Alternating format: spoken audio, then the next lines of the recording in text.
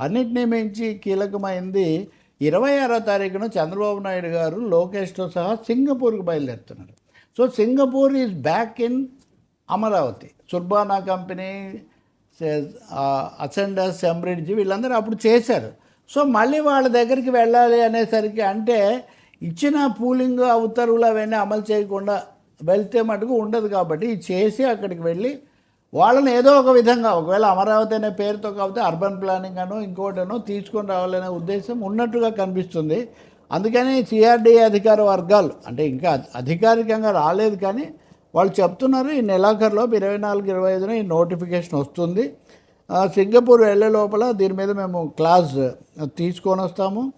ఈ CRDA section 55(2)A ఉన్న దాని ప్రకారం ఇదంతా జరుగుతుందని. సింగపూర్ వెళ్ళటమే మళ్ళీ కొత్త ప్లానింగ్. సింగపూర్ కొత్త ప్లాన్ ఇస్తుంది, అలాగే సింగపూర్కు వీళ్ళు కొత్త ఆఫర్స్ ఇస్తారు.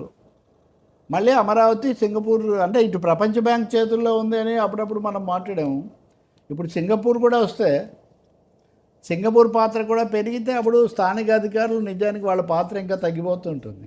ఇంకా ప్రజలకు ఏమొస్తుంది అన్న ప్రశ్న కూడా ఉంటుంది. ఏదైనా చంద్రబాబు మటుకు ఇంతవరకు ముఖ్యమంత్రి కానీ ఆయనకు సంబంధించిన వాళ్ళు కానీ సింగపూర్ పాత్ర మేము ఆశిస్తున్నాం అన్నది పెద్దగా చెప్పలేదు. మేము ప్రయత్నం చేస్తామని చెప్పారు. కాబట్టి అమరావతి మళ్ళీ ఈ అనుమానాలను నివృత్తి చేయడానికి వాళ్ళు చేశారు.